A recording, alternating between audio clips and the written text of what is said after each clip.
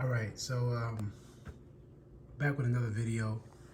I'm gonna be, it might seem like I'm all over the place in this video, but I do have a little agenda we're trying to accomplish today. So as you know, I've been promoting the Hay and Car and the Magic Box. Those are two wonderful CarPlay type adapters that give you features of Android, pure Android, but through a, kind of like Apple CarPlay kind of setup. They let you have wireless CarPlay if your vehicle doesn't already have wireless CarPlay. It just works with the original plug-in to the USB. Both manufacturers give you both USB-A and USB-C cords. Both devices work really well. The big difference, the Magic Box, as most know, is over $300. The Hay and Car, using my coupon code that I usually provide whenever I post these videos, under 80 bucks. So obviously, a lot of you guys are getting this. I'm going to show you what I'm about to do with both devices. And you might be wondering, wait, you're not in the car. How do you get this working? I'm going to walk you through the setup first. So the first thing is I got an Amazon tablet. It's a regular Amazon tablet, right? You use an app called Audio Kit. You get it with a car link it adapter. So I'm running a regular old school car link it adapter. It costs like 10 bucks. That lets you add CarPlay to like maybe an Android head unit. This is just an Android tablet. I'm using the Anchor 7-in-1 USB hub. I've seen people say they use this kind of app with the regular unpowered hub. I'm using the powered hub, and I'm using the laptop, Type-C charger to power this thing, and it works all the time. When I try to use like a power block or anything like that, it doesn't work properly. Running that back to here, and that lets me get into here, into your UI, right? So it's Android, but it's just the basics. So I'm already connected to Wi-Fi, Bluetooth. This phone's actually connected to this right now, so if it does cut out, I apologize in advance. I haven't done this just yet. The first thing I would like to cover, now that I've showed you guys how I'm hooked up, is, the big difference between the two, right? So the Hay and Car is a smaller manufacturer. This is the one device they sell. It is phenomenal, it's great, it's extremely cheap, and it works really well. I can come back here and show you the Magic Box has 4 gigs of RAM, while the Hay and Car has 2 gigs of RAM. I'm already utilizing 2 gigs of RAM, this thing is saying, but this also comes with a very high, heavy themed, UI. You don't usually get this from most of the Android CarPlay boxes. You usually just get a home screen and that's it. You have options to add other devices or other apps and things like that. The Play Store, everything is working out of the box. With the Hay and Car, you get Netflix and YouTube out of the box. That works flawlessly. Going into the Play Store, it's very difficult to install the assistant, but it can all be done. But you have to know how to sideload apps. You have to be very fluent in the Android universe, using some things like APK Manager. That also doesn't come on there, but you use something like APK Manager. It'll take you to different sites to let you download other APKs outside of the Play Store, right? So that's that. I already made videos on both of these devices, how it works. Today, I really want to actually show off this little thing. The Magic Box, the Magic Remote 2.0. It is specifically for the Magic Box 2.0. This remote it's weird, right? I don't want to say it's weird. It's awesome, but it is something that is, I don't want to say it's proprietary, because I'm actually going to try it with the Hay and Car. It's very difficult to find a Wi-Fi or Bluetooth remote for an Android box that has a keyboard, a air pointer, and voice, right? So I don't know how difficult this will be to pair. I haven't even read the instructions, but yeah, let's look at that. This is what you get in the box. They have the Magic Box. The Magic brand is really good at packaging things. Usually you think you can find a copycat or a clone, but There really isn't. You go on eBay, you go on Amazon, you'll find Bluetooth remotes that don't have a keyboard. It'll just be an air pointer. You think you find something that looks just like this. You'll think it has the same features, but then it uses a dongle, a 2.4 gigahertz dongle. What sucks is that doesn't have a place for peripherals. So you can't just add that in. You want something that works over Wi-Fi and Bluetooth. And I figured, you know what? Let's just get something that works out of the box and let's get it working. All right, we're back. So clearly I got the mouse, air mouse paired. Pretty cool. Just to give you a brief background of what happened, there's a slider on the side that turns it on and off. That's it. I just need to charge. It was charged in the box. So you slide that up. You literally hold the back button right here and the OK button for a few seconds. You give it a second and it pairs just like that. That's it. It was fairly simple. It does it automatically. You can see I have a remote that gives me options to basically control what I need. Hitting OK does not actually function the app. You have to go on top of the app and hold the clicker for it to actually do that. To switch in and between the cursor and not, you just hold the cursor button and then it won't do the air mouse. Man, so let's see. All right, so I'm on google.com. Let's type some stuff in. I don't even know what to search for. Let's just do the basics. All right, search YouTube. See what happens. Type in YouTube. Start typing in you and bam. So bam, it's searching. And yeah, man, this is gonna be a game changer because that's what scares a lot of people. Like you're over there finicking with the head unit. You're trying to figure out, oh, where's the app I'm looking for while you're driving, and it sucks. So what I'm gonna do next, so right now, hitting the search, but the voice button opens up Google. What I wanted to do is activate Assistant. So I'm gonna figure out how to get that all set up and we'll get back into it. So I never said these things were perfect, and this is why I like to go through and show the depths. You know, I'm not just gonna speak nothing but good things about this device. Both devices actually. So getting the shortcut just to do this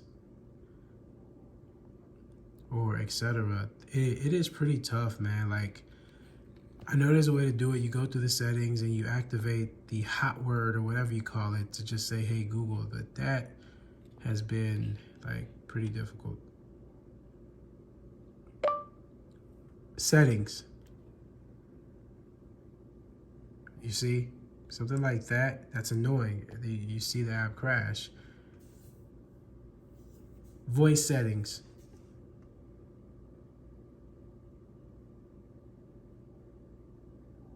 Look, I said voice settings. I said voice settings. And you see what it heard me. Like, I really hope you don't get there. Oh my gosh. That is painstaking.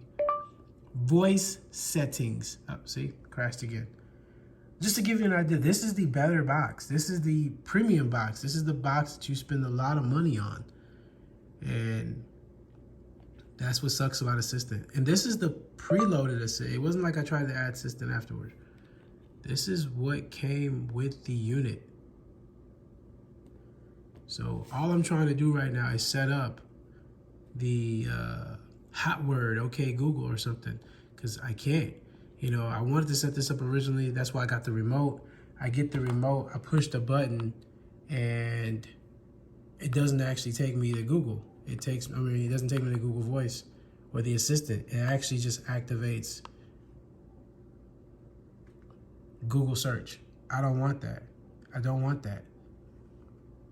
I want to activate that right there, that button right there. I want to activate this button.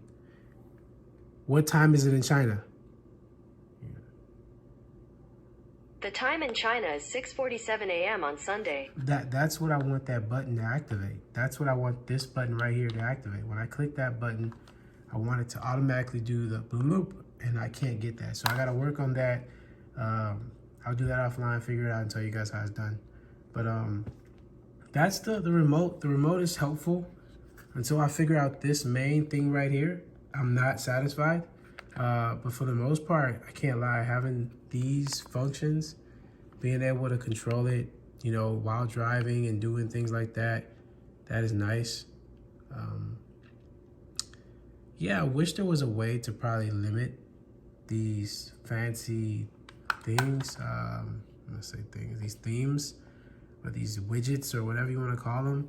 You can go into settings and you can actually change the layout, but there isn't one that just says, like, bro, chill, like nothing. I don't want anything, right? So I changed the layout one. I go there, go home. It's probably gonna refresh because, or I might already did, but I don't want any widgets, man. I don't want any widgets. I don't want any widgets. The widgets are nice, but like I said, hot word.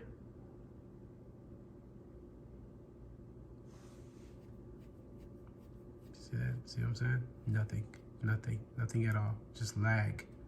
Stuck. That's annoying. And you got to think, it's not like I'm in the vehicle hotspotting to my phone and tethering to my phone. I'm on AT&T fiber, man. I got good Wi-Fi, and this is what happens. So I mean, I really think the device is the limiting factor. Maybe it's something in the settings. Maybe it's all these widgets. I don't like the fact that I'm using 3 out of 4 gigs of RAM, and I don't even have anything open besides settings and a few of these features that should be running in the background. The truth to it is, this being the main factor, a lot of people get this just to have wireless CarPlay. That is what people get. And you know, that's what people get it for. You can get the Hey in Car, the Magic Box Lite, all these other dongles that can do that, and they seamlessly do it. Like this one seamlessly does it. Gets me right into CarPlay. I can see all the music, everything I listen to right away. Wireless CarPlay, and I'm still recording, mind you. So that's, I mean, this thing is great for that. If you don't have wireless CarPlay, I already do on my F-150, but if you don't, just this alone is why you get either of these boxes, because this makes it seamless. It's foolproof. You can actually go into the settings.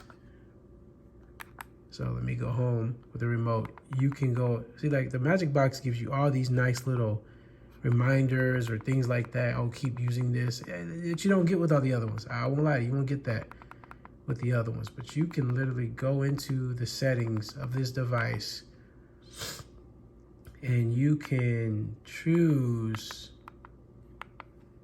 system settings. Yeah, you go to system settings, you come into system settings, you can choose to, these are auxiliary settings. It's in one of these menus. Give me a second, I'll find it for you. General settings, probably. Yeah, you can choose to boot straight into wireless CarPlay. That is where I tell people this device really kicks ass. You set it up like that, automatically launches CarPlay once it turns on. You don't have to fiddle around, you don't have to touch anything on the screen. I mean, it's awesome. And then you have this when you want to go the other route. If you have an iPhone or Android, you can set up automations. I set up automations on my phone that whenever Bluetooth connects to this specific device, the Magic Box or the Hey in Car, it automatically triggers hotspot. It turns on my hotspot. I have that disabled right now for the video, but yes, it automatically does it because when I'm in the vehicle, I don't have another SIM card. Case in point, the Magic Box can take a SIM card. Hey in Car cannot. Another point for the Magic Box, but again, it's 5 times as much. 4 times as much. But yeah, that's really what I wanted to show y'all. I need to get this working the way I like, not opening Google, but instead, you know, doing the function I want. Another thing is it doesn't trump Windows, like it doesn't trump settings. So you have to go home first and then you can activate this. You see what I'm saying? Like, I mean, I want to do that from anywhere. When I hit this button, I want it to open up that voice search from anywhere. So I got to figure out how to do that. I'm gonna plug in the Hey in Car next. We'll look at that real quick. See if I can even pair this device with it. That would be awesome if I can, because then I'll tell you guys how to do it. But yeah, I'm really impressed with the remote. I like the air remote feature. I wish there was a quick guide to tell me how to actually basically map buttons. If I could map this to a different app, that would be awesome. That would be the easy way instead of trying to figure out how to make one app take precedence. But overall I'm impressed. I like it. It's definitely good. It's $30. Like I said, you will find some on Amazon and eBay that look exactly like this. Funny enough, this doesn't look like what the paper model looks like. That looks like an Xfinity remote. But you do get, you know, it does. I mean, it doesn't look like that. It doesn't look like that at all. Okay. That looks like the Xfinity remote with like a backlit, you know, button, and this looks a little bigger. Edges look sharper. It's not. The keyboard does look exactly the same. So.